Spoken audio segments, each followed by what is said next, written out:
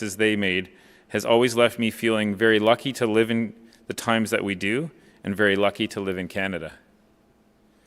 So I thought it would be important today at my first Brentwood Remembrance Day assembly to share two short stories with you from two veterans. First, my great-grandfather on my paternal side. He lived in Scotland and served in the British Expeditionary Force in Northern Africa and the Middle East during World War I. Here is a postcard from him with a picture of his unit on it, and he can be seen in the lower right corner. The back of that card is blank. However, on the back of another card that I have in my office, grandmother, the following words. I'm not sure if you can read it. It's in pencil. I hope the verse on the other side, dearie, is an answer for us. Dad. Nothing more. Just one line from the stage of war. The verse on the other side that he refers to is, I send my thoughts o'er sea and land and count the hours that still remain, before with eager outstretched hand, our joyous heart, we meet again. May time with double swiftness fly and bring that golden moment nigh. So, that is the extent of his communication home at a time of war. I try to imagine what that would have been like, in this day of free video calling anywhere in the world. What would it be like to have no news of loved ones who are living and fighting in a war-torn area? Closer to home, I want to share the story of a World War II veteran, Hubert Whittle, Brentwood class of 1940. It's what I'm going to share is shared by his son Gerald Whittle, who wrote to the school about his father in 2016, and you may recognize his last name. Talking about his father, Gerald says, Hubert felt Brentwood should forget about him, that he was no longer relevant to the school we'd become. But as he got older, he made a confession to his son stating, Brentwood saved my life during World War II. It seems he was convinced that the academic and athletic discipline the school had imparted on him was responsible for his survival when he found himself in harm's way. Mr. Whittle was a pilot in the Royal Canadian Air Force in the elite Pathfinder Force of Bomber Command. He flew from an airfield, now a cornfield, near Cambridge in England. According to what he told his son, he treated his crew as if they were members of his first 15, a nice rugby reference. He even canceled their leave to do extra training, which was, in his words, hard on his crew. Imagine that, hard on his crew. And maybe it was, however, his crew survived despite a 60% fatality rate among his division. Gerald went on to say of his father, Brentwood was on every mission during this terrible period and also throughout his father's life. Talk about grit. So as we mark Remembrance Day today in 2024, I hope you will think about both of these stories. I hope you will think about the tragedy of war, the loss so many have felt, and continue to feel today in many parts of the world. And I hope you will take a moment to think of those who've given their life to fight for a better world. Thank you.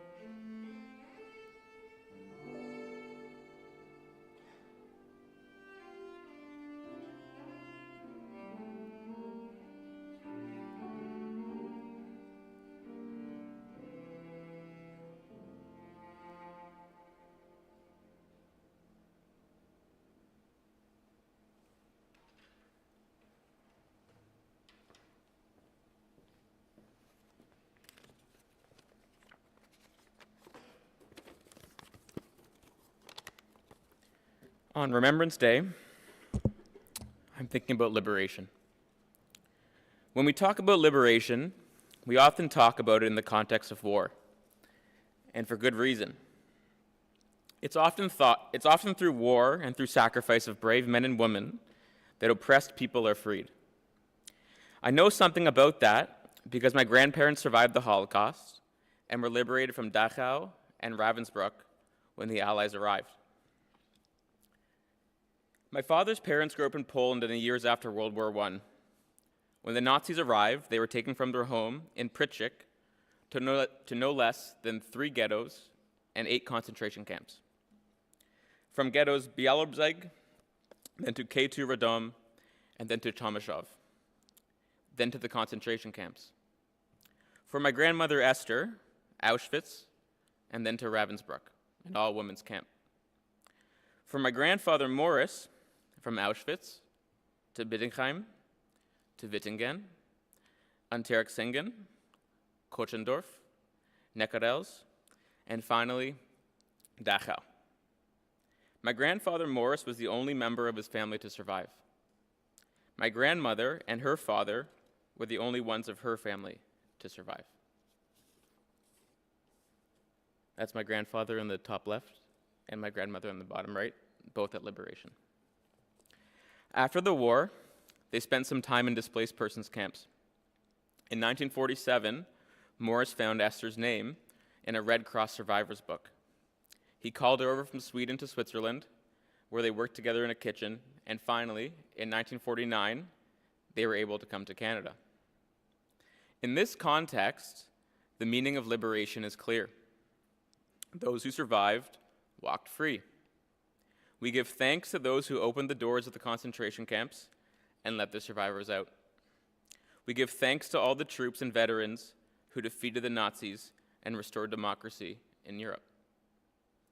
Within our Brentwood family, there is a long list of brave men and women who fought for all of us. We remember all of them.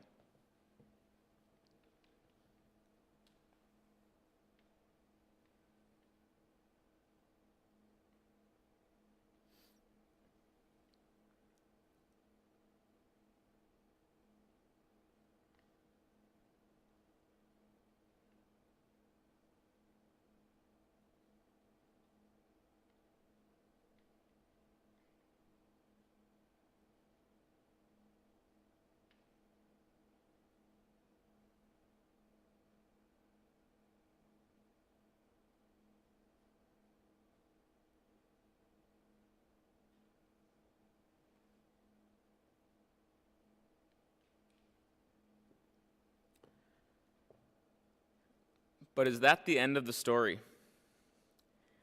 Is the idea of liberation only about defeating the enemy?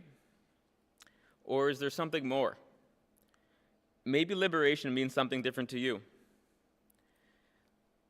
Liberation might look like dancing to drums and singing in Hulkameenum at the Every Child Matters March in Duncan.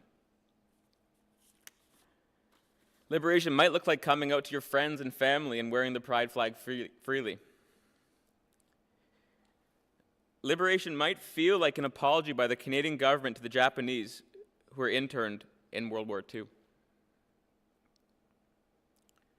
Or liberation might look like finding food security in Sudan through a climate change solution.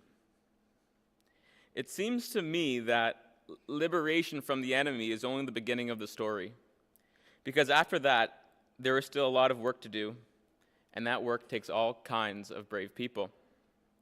For my grandparents, many kind people helped them to get established in Canada to start their new life here.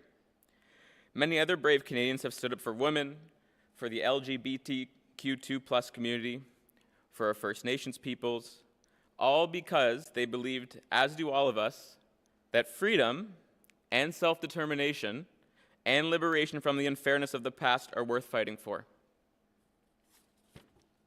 To me, liberation is not an event. It is a process by which we say to one another, your life matters to me, you have the right to be free, and to live the way you want to live. Liberation is not easy. It takes hard work. Think of climate activists like Greta Thunberg, advocates for affordable housing, friends of the Amazon rainforest, or protectors of the Fairy Creek old-growth forest. It doesn't matter if you're local or abroad.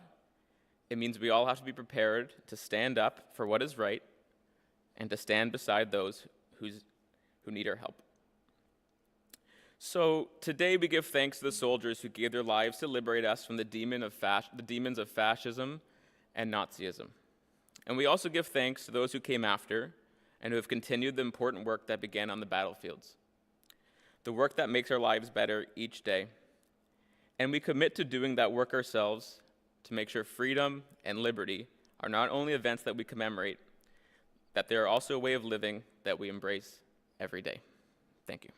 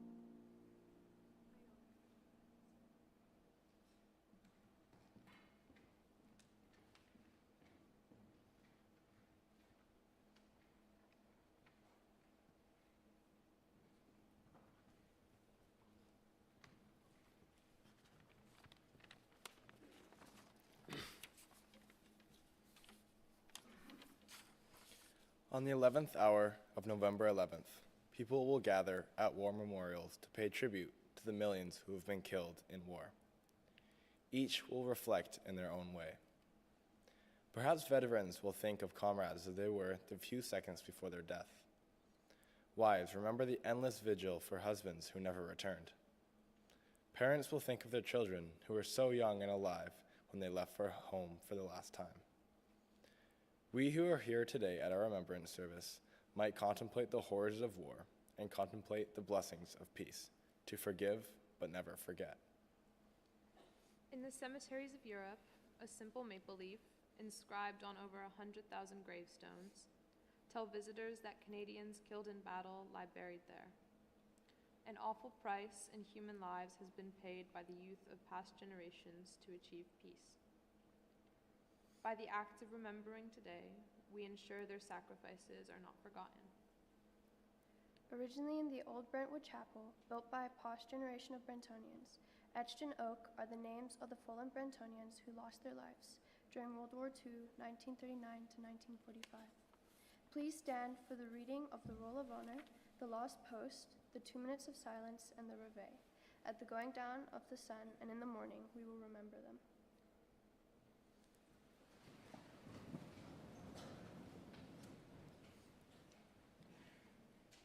Alec Bellici, Dockery Barrett Leonard, Norman Beard, John Bishop, John Bryden, John Campbell, Arthur Coulter, Alan Dunlop, Robert Field, Ian Gillespie, John Gillespie, Bruce Hanbury, Barnett Harvey, Sholto Marlett, Alan Mayhew, Ken Osler, Richard Proctor, Robert Proctor, Lee Salter, Ralph Smith, John Stubbs, Donald Stewart, Glenn Svensson, Michael Simons, Thompson White, Lawrence Wilkinson, Ted Williams.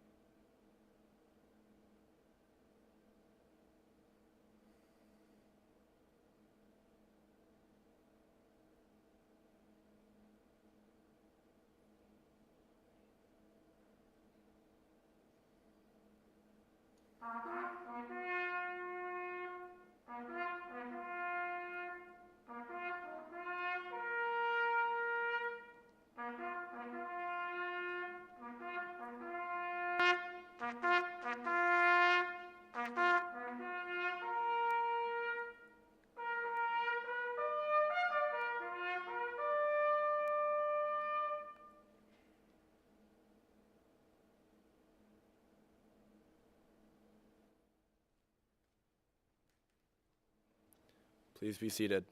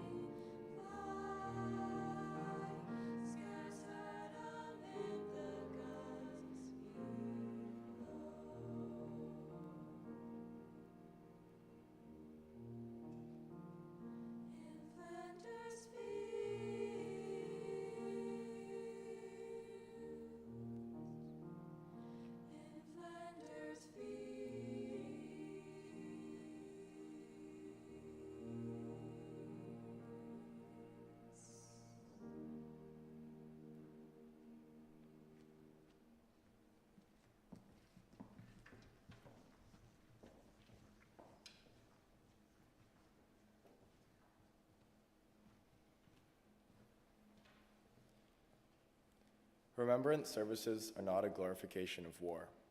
They are a call to peace. November 11th is a day of reflection. The torch of peace is being passed on. In the lobby is the roll of honor of the Brentonians who died in World War II. As you leave the theater, please place your poppy there as a tribute to them. The lobby will be left open for you to do this as well at another time.